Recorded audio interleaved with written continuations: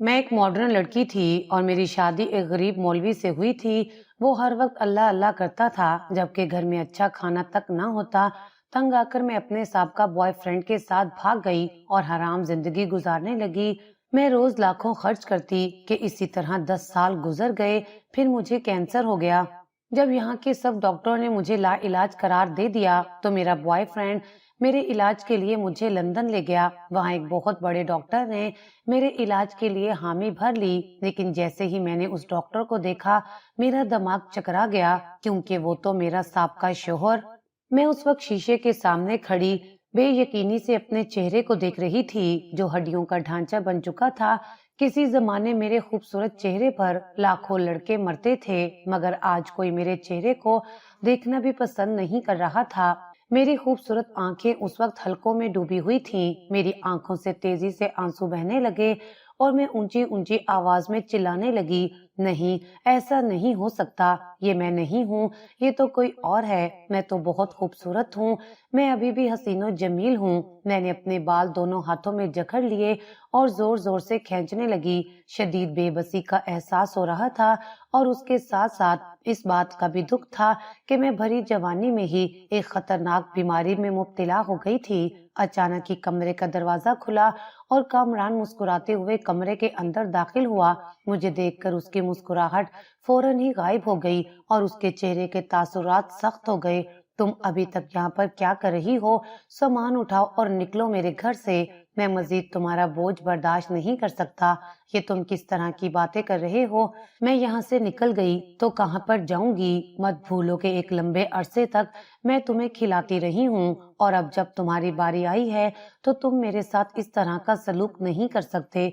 मैं जो दिल करे वो कर सकता हूँ, और जहाँ तक तुम्हारे खिलाने की बारी है तो तुम्हें इस मकाम पर भी मैंने ही पहुँचाया था। अब जल्दी से यहाँ से निकलने की तैयारी करो और मेरा दिमाग खराब मत करो। ये कहकर वो अलमारी में कोई चीज ढूंढने लगा। मुझे अंदाजा हो गया था कि उसका दिल मुझसे भर गया है और अब ये किसी तरह से मुझसे जान छुड़वाना चाहता है, मगर मैं भी इतनी जल्दी उसकी जान नहीं छोड़ सकती थी। एक लंबा अरसा मैंने उस पर अपने कमाए हुए पैसे लौटाए थे। काफी देर तक मैं उसे देखती रही। वो अपने लिए कोई लिबास पसंद कर रहा था। यकीनन आज फिर उसने किसी लड़की को मिलने के लिए जाना था। थोड़ी ही देर बाद मैंने अपनी इज्जत नफ्स साइड पर रखी और उसके सामने जाकर खड़ी हो गई। मैंने उसे कहा कि मुझ पर सिर्फ एक एहसान कर दो। अगर मैं तुम पर एहसान ना करूं तो तुम मेरा क्या बिगाड़ लोगी? उसने मेरी आंखों में देखते हुए कहा, मेरा बस नहीं चल रहा था कि मैं उस जलील इंसान का मुंह नोच डालूं, मगर बेबसी की इंतहा थी। बड़ी मुश्किल से मैंने अपने अंदर उठते हुए गुस्से पर काबू पाया। जैसे जैसे मेरा कैंसर बढ़ता चला जा रहा था, वैसे वैसे मेरे गुस्से में भी इजाफा होता जा रहा था। मैंने उससे कहा कि मैं तुम्हारा कुछ भी नहीं बिगाड़ सकती और इस बात का दुख मुझे सारी जिंदगी ही रहेगा। तुम सिर्फ एक छोटा सा काम कर दो, मुझे मेरे साबका शौहर के घर के सामने छोड़ दो, फिर उसके बाद मैं तुम्हारी जिंदगी से हमेशा हमेशा के लिए निकल जाऊंगी और कभी भी तुम्हारी तरफ पलट कर नहीं देखूंगी। मेरी बात सुनकर वो ऊंची ऊंची आवाज में हंसने लगा। उसे इस तरह से हंसता देखकर मुझे यूं महसूस हुआ जैसे उसकी जहनी हालत खराब हो गई हो। मैंने तुम्हें कोई लतीफा नहीं सुनाया, बल्कि सिर्फ और सिर्फ तुमसे एक छोटी सी मदद करने के लिए कहा है। मुझे तो इस बात पर हंसी आ रही है कि तुम अपने शोहर के पास वापस जाने के बारे में सोच रही हो। बीबी, ये सोच तुम्हारे जहन में कैसे आ गई? तुम्हें क्या लगता है कि तुम उसके पास जाओगी, उससे माफी मांगोगी और वो तुम्हें माफ कर देगा? हरगिज भी नहीं। वो तो तुम्हारे चेहरे की तरफ देखना भी पसंद नहीं करेगा। ये तुम्हारा मसला नहीं है, ये मेरा मसला है। मैं खुद ही सब कुछ देख लूंगी। तुम सिर्फ और सिर्फ मुझे उसके घर के सामने छोड़ दो। ठीक है, मैं तुम पर यह भी एहसान करने के लिए तैयार हूँ, लेकिन तुम्हें उसकी एक छोटी सी कीमत चुकानी पड़ेगी।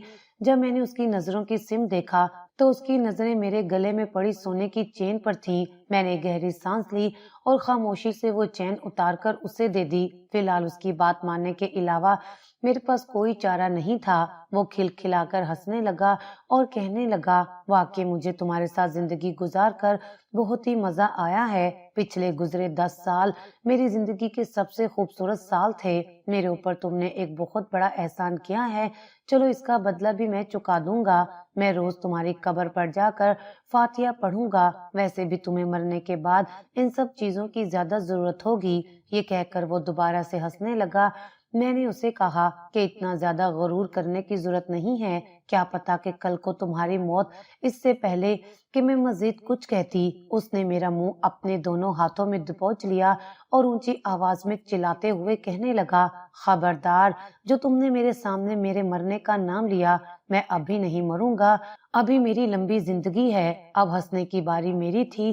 میں نے اسے کہا کہ کسی زمانے میں بھی ایسا ہی سوچتی تھی کہ ایک لمبی زندگی جیوں گی اور بوڑھی ہو کر مروں گی، لیکن دیکھو میرے ساتھ کیا ہوا ہے، ایک ایسی بیماری میں مبتلا ہو گئی ہوں کہ جس کا علاج بھی ممکن نہیں ہے۔ یہ کہہ کر میں دوبارہ سے آنسو بہانے لگی۔ چلو اب زیادہ نحوست پھیلانے کی ضرورت نہیں ہے، میں تمہیں تمہارے شوہر کے گھر کے سامنے چھوڑ دیتا ہوں۔ کیا تمہیں اس کے گھر کا پتہ ہے؟ پتہ معلوم ہے؟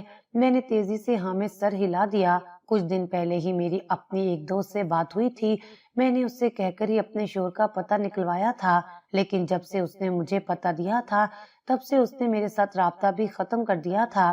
دوبارہ میں نے اس سے بات کرنے کی کوشش کی تو نمبر ہی نہیں مل سکا، یا تو اس کا نمبر بند ہو گیا تھا یا پھر اس نے اپنا نمبر تبدیل کر دیا تھا۔ اس کی کیا وجہ تھی یہ بھی مجھے نہیں پتا تھا۔ میں خاموشی سے اس کی گاڑی میں جا کر بیٹھ گئی۔ یہ گاڑی میں نے اس سے پچھلے ہی سال اپنی محنت کی کمائی سے لے کر دی تھی اور اب مجھے پچھتاوا ہو رہا تھا۔ اگر میں وہ سارے پیسے اس پر ضائع نہ کرتی اور اپنے لیے بچا کر رکھ لیتی تو آج میں اس کی محتاج نہ ہوتی۔ اتنی غور سے اپنی گاڑی کو مت دیکھو، کہیں ایسا نہ ہو کہ تمہاری نظر اسے بھی کھا جائے۔ میں نے انتہائی غصے سے کامران کی طرف دیکھا جو خباثت سے ہنس رہا تھا۔ میں نے اسے کہا کہ زیادہ لڑکیوں کے چکروں میں مت پھنسو، دین کی طرف بھی توجہ دو۔ بی بی، میں تمہاری ذہنی حالت سمجھ سکتا ہوں، مجھے پتا ہے کہ تم اس وقت صرف اور صرف جنت کی طلبگار ہو، لیکن ایک بات میں تمہیں بتا دیتا ہوں کہ جنت اتنی آسانی سے نہیں ملتی، بلکہ جنت حاصل کرنے کے لیے قربانیاں دینی پڑتی ہیں۔ تم اپنی زندگی کے پچھلے سالوں پر نظر ڈال سکتی ہو، تم نے کتنی قربانیاں دی ہیں خدا کے لیے۔ بس کر دو، جاؤ اپنا منہ بند کرو، مجھے تم سے کسی بھی قسم کی کوئی بات نہیں کرنی۔ کامران کی باتیں مجھے بہت زیادہ پریشان کر رہی تھیں اور میرے دل میں خوف بڑھتا چلا جا رہا تھا۔ میں نے اس کے سامنے ہاتھ جوڑ دیے اور اسے خاموش رہنے کا کہا۔ مجھے ویسے بھی تم سے بات کرنے کا کوئی شوق نہیں ہے، تم خود ہی مجھے ہر بار مخاطب کرتی ہو۔ اب اس نے اپنی توجہ گاڑی کی طرف کر لی تھی۔ تھوڑی ہی دیر بعد میں ایک بہت بڑے گھر کے سامنے جا کر ٹھہر گئی۔ چند لمحوں تک تو میں اس گھر کو دیکھتی ہی رہی۔ مجھے ابھی تک یقین نہیں آ رہا تھا کہ یہ میرے شوہر کا گھر ہے۔ میں نے کامران سے پوچھا، کیا یہ واقعی اسی مولوی کا گھر ہے؟ یقین تو مجھے بھی نہیں آ رہا کہ یہ اس غریب مولوی کا گھر ہے۔ رکو، مجھے یہاں پر کسی سے پوچھنے دو۔ یہ کہہ کر وہ جلدی سے گاڑی سے اتر گیا۔ جب اس نے چوکیدار سے پوچھا تو چوکیدار نے اس کے شک کی تصدیق کر دی۔ اس کا منہ حیرت سے کھلا کا کھلا رہ گیا۔ کامران مجھے کہنے لگا کہ ابھی اگر تمہارے شوہر نے تمہیں قبول کر لیا پھر تو تمہاری لاٹری نکل آئے گی، لیکن میری دعا یہی ہے کہ وہ تمہیں قبول نہ کرے اور تم کتے کی موت مرو۔ اس نے بڑی ہی بے رحمی سے یہ الفاظ ادا کیے تھے اور میں یہ سوچ کر پچھتا رہی تھی کہ اس سے تو اچھا تھا میں اپنے شوہر کے پاس ہی ٹھہر جاتی، کم از کم میرے ساتھ یہ سب کچھ تو نہ ہوتا۔ مجھے وہاں پر چھوڑ کر وہ تیزی سے گاڑی بھگا کر لے گیا۔ چوکیدار نے مجھے دیکھا تو وہ جلدی سے بھاگتا ہوا میرے پاس آیا۔ چند لمحوں تک تو وہ میرے چہرے کی طرف دیکھتا رہا اور پھر کہنے لگا، بی بی جی، آپ یہاں پر کیوں کھڑی ہیں؟ جلدی سے اندر چلیں۔ چوکیدار کی بات سن کر مجھے لگا کہ میرے قدموں کے نیچے سے زمین نکل گئی ہے، یا تو وہ مجھے سمجھ کچھ اور رہا تھا یا پھر وہ واقعی مجھے جانتا تھا۔ میرے حلق میں آنسوؤں کا گولا اٹک گیا تھا۔ مجھ میں اتنی ہمت بھی نہیں تھی کہ میں اس سے پوچھ سکوں کہ تم مجھے کیسے جانتے ہو۔ اس وقت میں نے اپنے دل میں ایک خوش فہمی پال لی تھی۔ مجھے ڈر تھا کہ اگر میں نے اس سے پوچھا اور میری خوش فہمی دور ہو گئی تو میرے دل کو بہت تکلیف پہنچے گی۔ میں نے اسے کہا کہ میں تمہارے صاحب سے ملنے کے لیے آئی ہوں۔ چوکیدار کے چہرے پر مسکراہٹ پھیل گئی۔ وہ کہنے لگا، جی میں بہت اچھی طرح سے جانتا ہوں، صاحب نے مجھے کہا تھا کہ آپ جب بھی اس گھر میں آئیں تو میں آپ کو انتہائی عزت کے ساتھ اندر لے چلوں۔ میں نے چوکیدار سے پوچھا کہ تم مجھے کیسے جانتے ہو؟ میری بات سن کر اس کے چہرے پر پھیکی سی مسکراہٹ آ گئی اور وہ ہنستے ہوئے کہنے لگا، ارے بی بی جی، آپ کو کون نہیں جانتا، چلیں باقی معلومات آپ اندر صاحب سے جا کر لے لیں، اگر ساری باتیں یہیں پر ہو گئیں تو آپ کا سارا تجسس خراب ہو جائے گا۔ یہ کہہ کر اس نے مجھے گھر کے اندر بھیج دیا۔ میں حیران و پریشان اس گھر کے اندر داخل ہو گئی۔ وہ گھر میری سوچ سے بھی زیادہ حسین تھا۔ اس طرح کا گھر میں نے ہمیشہ ہی خوابوں میں دیکھا تھا۔ میں پوری زندگی محنت بھی کرتی تب بھی میں کبھی بھی اس طرح کا گھر بنانے میں کامیاب نہیں ہو سکتی تھی جو گھر میرے شوہر نے 10 سالوں میں ہی بنا لیا تھا۔ اس وقت مجھے ایک بات کا احساس ہوا کہ میں ابھی بھی اپنے شوہر کی بیوی ہوں۔ جب میں اسے چھوڑ کر آئی تھی تب میں نے اس سے طلاق نہیں لی تھی۔ یہ بات سوچ کر مجھے بہت خوشی ہو رہی تھی، مگر دوسرے ہی لمحے جب میرے ذہن میں اپنے بوائے فرینڈ کا خیال آیا تو میری ساری خوشی خاک میں مل جاتی۔ اچانک ہی ایک نوکرانی وہاں پر چلی آئی اور مسکراتے ہوئے کہنے لگی، بی بی جی آپ یہاں پر کیوں کھڑی ہیں؟ جلدی سے اندر آئیں، چل کر بیٹھک میں بیٹھے ہوئے صاحب کو جا کر خوشخبری سناتی ہوں۔ اس نے انتہائی عزت کے ساتھ مجھے بیٹھک میں جانے کے لیے کہا۔ میں چھوٹے چھوٹے قدم اٹھاتی بیٹھک میں چلی گئی۔ مجھے بہت زیادہ رونا آ رہا تھا، دل کر رہا تھا کہ دھاڑے مار مار کر روں۔ جس شخص کی عزت کو میں نے خاک میں ملا دیا تھا، آج اتنا عرصہ گزر جانے کے باوجود بھی اس کے گھر میں مجھے احترام دیا جا رہا تھا۔ میں واقعی ایک ناکام عورت ثابت ہوئی تھی جو نہ تو ایک اچھی بیوی بن سکی تھی، نہ ہی ایک اچھی ماں بن سکی تھی اور نہ ہی ایک اچھی بیٹی بن سکی تھی۔ میں زندگی کے ہر مقام میں ہی ناکامیاب ہو گئی تھی۔ مجھے سب سے زیادہ دکھ تو اس بات کا ہو رہا تھا کہ میں اللہ کی اچھی بندی بھی نہیں بن سکی تھی۔ میں نے ہمیشہ ہی اللہ تعالیٰ کی حدود کو توڑا تھا اور ہمیشہ ہی ایسے کام کیے تھے جس سے مجھے منع کیا گیا تھا۔ اس سب میں کبھی کبھار تو مجھے لگتا تھا کہ زیادہ تر کردار میرے قریب موجود لوگوں کا ہے جنہیں میں نے اپنی مرضی سے اپنی زندگی میں شامل کیا تھا۔ امی ہمیشہ ہی مجھے اس بات کی نصیحت کرتی تھیں کہ لوگوں کا چناؤ بہت ہی عقل مندی اور سمجھداری سے کرنا چاہیے اور ایسے لوگوں کو اپنے پاس رکھنا چاہیے جو لوگ آپ کی قدر کرنا جانتے ہوں، جو آپ کو عزت دینا جانتے ہیں اور سب سے بڑی اور اہم بات یہ ہے جو آپ کے دین کی حفاظت کرنا جانتے ہوں۔ تب اماں کی باتوں کو میں سیریس نہیں لیتی تھی، لیکن اب اماں کی باتیں مجھے شدت سے یاد آ رہی تھیں۔ اچانک ہی مجھے دروازہ کھلنے کی آواز سنائی دی۔ میں اپنی جگہ پر اٹھ کھڑی ہوئی۔ مجھ میں اتنی بھی ہمت نہیں تھی کہ میں پلٹ کر دیکھ سکوں۔ قدموں کی آواز سنائی دی تو میرے دل کی دھڑکن بھی تیز ہو گئی۔ وہ میرے سامنے آ کر کھڑا ہو گیا۔ وہ بہت زیادہ تبدیل ہو گیا تھا، مگر اس کی آنکھوں میں آج بھی ویسی ہی چمک تھی اور اس کے کندھے بھی عاجزی کے ساتھ جھکے ہوئے تھے۔ اور پھر اس نے جو بات کی وہ سن کر مجھے لگا کہ میرے قدموں کے نیچے سے زمین نکل گئی ہے۔ میں سوچ بھی نہیں سکتی تھی کہ وہ، امی، میں نے اس غریب مولوی سے شادی نہیں کرنی۔ میں آپ کو بتا رہی ہوں، میں گھر سے بھاگ جاؤں گی، لیکن اپنی زندگی اس انسان کی وجہ سے ضائع نہیں کروں گی۔ میں اماں کے سامنے بیٹھی ضد کر رہی تھی۔ میں نے ہمیشہ سے ہی ایک امیر شخص کے ساتھ زندگی گزارنے کے خواب دیکھے تھے، چونکہ میں بہت زیادہ خوبصورت تھی اور میں یہی سوچتی تھی کہ میرے لیے محل کے شہزادے کا رشتہ آئے گا۔ بکواس بند کرو، تمہارے ابا کا فیصلہ ہے اور تم اپنے ابا کو اچھی طرح سے جانتی ہو کہ جب وہ ایک بار کوئی بات کر دیتے ہیں پھر وہ اس بات سے نہیں مکرتے۔ اس کے علاوہ وہ ان لوگوں کو بھی زبان دے چکے ہیں۔ امی کی بات سن کر میں رونے لگی۔ میں نے انہیں کہا کہ آپ میرے ساتھ اتنی بڑی زیادتی کیسے کر سکتی ہیں؟ بیٹا، میں تمہارے ساتھ کسی بھی قسم کی زیادتی نہیں کر رہی، بلکہ تم پر تو ایک بہت بڑا احسان کر رہی ہوں۔ کیا تم نہیں جانتی کہ تمہاری آخرت سنور جائے گی؟ میں نے اماں کے سامنے ہاتھ جوڑے اور انہیں کہا کہ فی الحال تو اس دنیا میں زندگی گزارنے کے لیے مجھے ایک مضبوط سہارے کی تلاش ہے۔ آخرت کے بارے میں اس وقت سوچوں گی جب میں مر جاؤں گی۔ میں نے انتہائی بدتمیزی کا مظاہرہ کیا تھا۔ اگلے ہی دن وہ مولوی 2-3 لوگوں کو اپنے ساتھ لے کر آ گیا۔ اماں تیزی سے کمرے میں آئیں اور مجھے کہنے لگیں کہ جلدی سے تیار ہو جاؤ، تمہارا نکاح ہے۔ अम्मा ने ना तो मुझे अपने बॉयफ्रेंड से बात करने का मौका दिया और ना ही मुझे घर से भागने का मौका दिया था। मैं बेयकीनी से अपनी बहन के चेहरे की तरफ देखने लगी, जो हैरानगी से मेरी तरफ ही देख रही थी। वो भी इस कदर जल्दी निकाह करने के हक में बिल्कुल भी नहीं थी। लेकिन अम्मा के सामने हम दोनों कुछ भी नहीं बोल सकी। रोते पीटते मेरा उस शख्स के साथ निकाह हो गया, जिसको मैं देखना भी पसंद नहीं करती थी। मुझे ये था कि सिर्फ निकाह होगा और रुखसती थोड़े अरसे के बाद होगी। उस वक्त तो मेरे कदमों के नीचे से जमीन निकल गई, जब अम्मा ने मुझे कहा कि अपने शोहर का हमेशा ख्याल रखना और उसके तमाम काम उसके कहने से पहले ही मुकम्मल कर देना। मैंने हैरत से अम्मा की तरफ देखा और उनसे पूछा कि इस बात का मतलब क्या है? क्या मेरी रुखसती हो रही है? हाँ, तो अब हम सारी जिंदगी तुम्हें अपने सर पर तो नहीं बिठा सकते, रुखसती भी तो करनी है। जहाँ पर निकाह हो गया है वहाँ रुखसती करने में भी कोई मसला नहीं है। मेरी बात का जवाब अम्मा की बजाय अब्बा ने दिया था। जब मैं वहां से जाने लगी तो अम्मा ने मेरे कानों में सरगोशी की थी, जिसे सुनकर मैं बहुत ज्यादा खौफजदा हो गई थी। अम्मा ने मुझे बताया था कि तुम्हारे अब्बा को तुम्हारे चक्कर के बारे में मालूम हो गया था, इसी वजह से ही उन्होंने इतना बड़ा कदम उठाया है। मैंने बेचारगी से अम्मा की तरफ देखा। अम्मा ने आंखों ही आंखों में मुझे मुतमईन रहने का कहा और उसके साथ साथ नसीहत की कि तुम अपने अब्बा को कभी भी ये एहसास नहीं होने देना कि मैंने तुम्हें इस बारे में बता दिया है, वरना तुम कभी भी उनसे नजरें नहीं मिला पाओगी। उस वक्त मेरे जहन में सिर्फ एक ही बात होती कि अब्बा ने मुझसे बदला लिया है। मैं बहुत ज्यादा दिल बर्दाश्ता हो गई थी।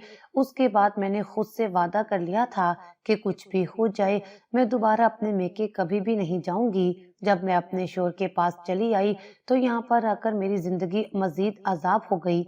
मेरा शोहर उठते बैठते अल्लाह अल्लाह करता था, लेकिन उसके पास ना तो खाने के लिए कुछ होता था और ना ही पहनने के लिए अच्छा लिबास था। एक दिन मैंने उसे तंग आकर पूछा कि तुम किस चीज पर इतना ज्यादा शुक्र अदा कर रहे हो? मेरी बात सुनकर वो मुस्कुराने लगा और कहने लगा कि अल्लाह ताला ने मुझे सेहतमंद रखा हुआ है, इस बात का शुक्र अदा करता हूँ। और रहने के लिए ये छत दी हुई है, इस पर शुक्र अदा करता हूँ। ये तो बहुत छोटी छोटी चीजें हैं, इसके अलावा भी अल्लाह ताला का दिया बहुत कुछ है। शोहर की बातें सुनकर मैं अपना सर दोनों हाथों में गिरा देती थी। एक दिन मैंने उसे कहा कि खाने के लिए घर में कुछ भी नहीं है। वो मुझे कहने लगा कि किचन में डबल रोटी रखी हुई है, वो खा लो और शुक्र अदा करो। मैंने उसे कहा कि वो सूख चुकी है। चंद लम्हों के लिए वो खामोश हो गया और फिर मुझे कहने लगा, फिलहाल इससे गुजारा करो, मैं फिर तुम्हारे लिए खाने को कुछ ले आऊंगा। शाम तक मैं उसका इंतजार करती रही और फिर शाम के वक्त वो मेरे लिए 2 रोटियां लाया। मैं उसके सामने बैठी खाना खा रही थी, जबकि वो खामोशी से साइड पर बैठा हुआ था। मुझे पता था कि उसने अभी तक खाना नहीं खाया होगा। ना चाहते हुए भी मैंने एक रोटी उसकी तरफ बढ़ा दी। मेरा पेट पूरी तरह से नहीं भरा था। सोने पे सुहागा मेरे मोहल्ले में एक ऐसी लड़की आ गई जो बहुत ज्यादा अमीर थी। हर रोज ही उसके घर से मुख्तलिफ खानों की खुशबुएं आती थी। मेरा दिल भी बहुत ज्यादा ललचाता था। वो लड़की मेरे घर के हालात के बारे में अच्छी तरह से जानती थी, मगर मजाल थी जो उसने कभी भी मेरी मदद करने की कोशिश की हो। एक दिन वो मेरे घर आई। उसने हाथ में एक ट्रे उठा रखी थी जिसमें यकीनन ही खीर थी। मैंने उसे देखा तो चंद लम्हों के लिए देखती ही रह गई। वैसे तो मैं हमेशा उसे दूर से ही देखती थी, आज वो पहली बार इंतहाई मेरे करीब आई थी। वो लड़की मेरी सोच से भी ज्यादा खूबसूरत थी। उसका रंग सफेद था और उसने बहुत ही कीमती लिबास पहना हुआ था। वो उस वक्त मुझे किसी फिल्म की हीरोइन लग रही थी। वो भी मुझे देखकर हैरान रह गई। उसने मुझे कहा, क्या मैं तुमसे बात कर सकती हूँ? मैंने तेजी से हाँ में सर हिला दिया। वो जल्दी से कमरे में जाकर बैठ गई और मुझे कहने लगी कि मैंने तुम्हें पहले भी कहीं देखा हुआ है। अब मुझे पता चला कि वो मेरे बॉयफ्रेंड की कजन है। मैं बहुत ज्यादा खौफजदा हो गई। उसने मुझे तसल्ली दी और कहा कि तुम्हें खौफजदा होने की जरूरत नहीं है, तुम तो इतनी खूबसूरत हो, फिर तुम इस गरीब घर में क्या कर रही हो? अभी तो तुम्हारी एक लंबी जिंदगी पड़ी है, तुम्हें तो मॉडलिंग में भी काम मिल सकता है। इसके अलावा तुम बहुत सारे इश्तिहार में भी काम कर सकती हो। वैसे भी कामरान ने भी ये काम शुरू कर दिया है। मुझे यकीन है कि वो तुम्हारी जरूर मदद करेगा। मैंने उसकी तरफ देखा और उसे कहा कि मुझसे कामरान का नंबर डिलीट हो गया है। वो मुस्कुराने लगी और कहने लगी, ये तो कोई मसले की ही बात नहीं है, रुको मैं अभी तुम्हारी कामरान से बात करवा देती हूँ।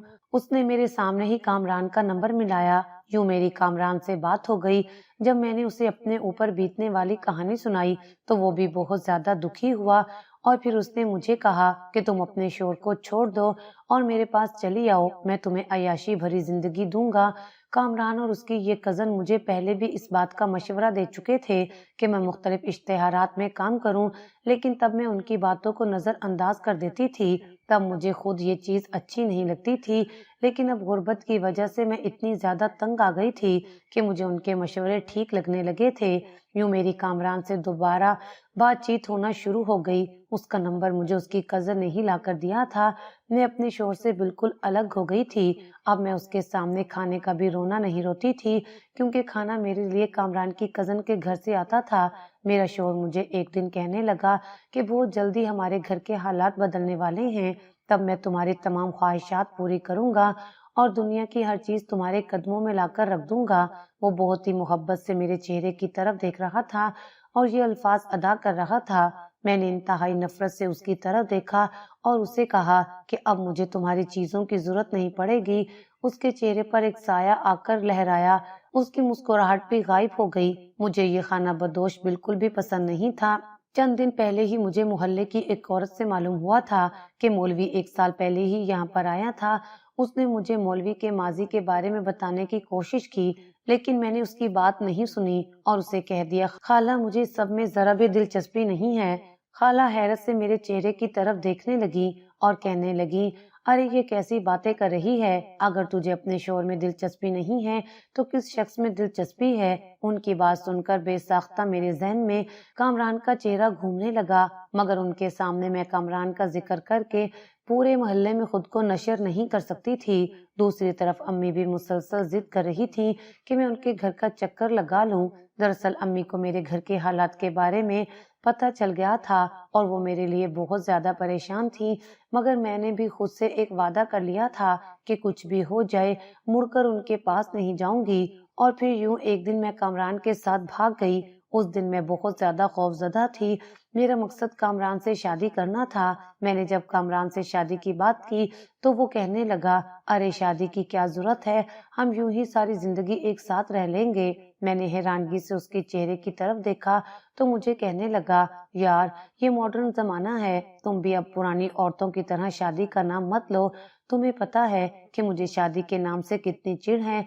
उस वक्त मैंने ये बात नहीं की और सोचा कि बाद में दोबारा इसका जिक्र करूंगी। उसने मुझे छोटे छोटे इश्तहारात में काम दिला दिया और फिर मेरी खूबसूरती की वजह से मुझे बड़ी बड़ी जगहों पर काम मिलने लगा। बड़ी बड़ी कंपनियां मुझे हायर करने लगी। सिर्फ यही नहीं बल्कि उसके साथ साथ मैं हराम कामों में भी मुलव्वस हो गई। जहाँ पर भी जाती थी लोगों की नजरें मुझ पर ठहर जाती थी और फिर जो इंसान मुझे ज्यादा पैसे देने पर राजी हो जाता था फिर मैं उसी इंसान की ही हो जाती थी। मेरे जहन से भी शादी का ख्याल निकल गया था। अब मेरा मकसद सिर्फ और सिर्फ पैसे कमाना था। मैं जो भी कमाती थी वो पैसे जूतों कपड़ों पर लगा देती थी या फिर कामरान को महंगे महंगे गिफ्ट दे देती थी, क्योंकि मैं उस मकाम पर सिर्फ और सिर्फ उसकी वजह से ही पहुंची थी। लेकिन फिर अचानक ही मेरी तबीयत खराब रहने लगी। मुझे जो प्रोजेक्ट्स मिले थे वो सारे प्रोजेक्ट मेरे हाथ से निकल गए थे। उनके पैसे भी मैंने वापस कर दिए थे। मुझे पता चला कि मैं बहुत ही गरीब हूँ। जितने भी पैसे थे वो मैं सारे जूतों और कपड़ों पर लगा चुकी थी। जब मैंने कामरान से पैसों की बात की तो उसने साफ इनकार कर दिया और फिर एक ऐसा वक्त आ गया कि मुझे चेकअप करवाने के लिए एक सरकारी अस्पताल में जाना पड़ा, जहाँ से मुझे पता चला कि मैं कैंसर जैसे मर्ज में मुब्तला हूँ और आखिरी स्टेज है। तुम्हें पता है कि मैंने एक लंबा अरसा तुम्हारा इंतजार किया है। मौलवी की बात सुनकर मुझे यकीन ही नहीं आया। मैंने हैरत से उसके चेहरे की तरफ देखा। मैंने उससे कहा कि मैंने तो तुम्हें धोखा दे दिया था। वो मुस्कुराने लगा और कहने लगा, हाँ तुमने मुझे धोखा दिया था, लेकिन मैं अपने दिल का क्या करता जो सिर्फ और सिर्फ तुम्हारे लिए ही धड़कता था। उसने मुझे कहा कि हर पल और हर लम्हे ही मुझे यही ख्याल रहता था कि तुम वापस आ जाओगी और मैं हर रोज ही तुम्हारा इंतजार करता था, मगर तुमने आने में बहुत देर लगा दी। उस वक्त मैंने शिद्दत से तौबा की थी। तब मुझे ये भी पता चला था कि वो एक बहुत बड़ा जागीरदार था, लेकिन खानदानी तनाज़ों की वजह से उसके बाप ने उसे कुछ अरसे के लिए उस जगह से दूर भेज दिया था। جیسے ہی تنازعات ختم ہوئے اس کے باپ نے اسے دوبارہ سے بلا لیا اور ساری جائیداد اس کے نام کر دی۔ میں نے اسے کہا کہ میں کینسر جیسے مرض میں مبتلا ہوں۔ میری بات سن کر وہ پریشان ہو گیا۔ اسی شام وہ مجھے ڈاکٹر کے پاس لے کر گیا۔ ڈاکٹر نے میرا علاج کیا تو مجھے ڈرتے ہوئے کہا کہ تم نے کس جاہل ڈاکٹر کے پاس جا کر چیک اپ کروایا تھا؟ میں نے حیرانگی سے اس کی چہرے کی طرف دیکھا۔ اس نے کہا کہ کینسر کی ابھی صرف شروعات ہے، یہ بہت جلدی ختم ہو جائے گا، لیکن اس کے لیے بہت ہی مہنگا علاج کرنا پڑے گا۔ تو مولوی کہنے لگا کہ پیسوں کی فکر مت کریں، جتنے بھی پیسے لگیں گے میں دینے کے لیے تیار ہوں۔ اور یوں میرا علاج ہونے لگا۔ چند ہی مہینوں کے بعد میں مکمل طور پر صحت یاب ہو گئی۔ میں اپنے شوہر کے سامنے بہت زیادہ شرمندہ تھی، مگر میرا شوہر بہت ضرب والا تھا۔ اس نے کبھی بھی مجھے ماضی کا طعنہ نہیں دیا۔ مجھے لگ رہا تھا جیسے اللہ تعالیٰ نے میری توبہ قبول کر لی ہے۔ اس کے بعد میں اپنی ساری زندگی اللہ تعالیٰ کے احکامات کے مطابق گزارنے لگی، اور اس کے بعد مجھے پتہ چل گیا تھا کہ برکت صرف حلال میں ہی ہے۔ تب مجھے ایک بات کی بھی سمجھ لگ گئی تھی کہ یہ حقیقت ہے، ہدایت انہی لوگوں کو ملتی ہے جو ہدایت پانا چاہتے ہیں۔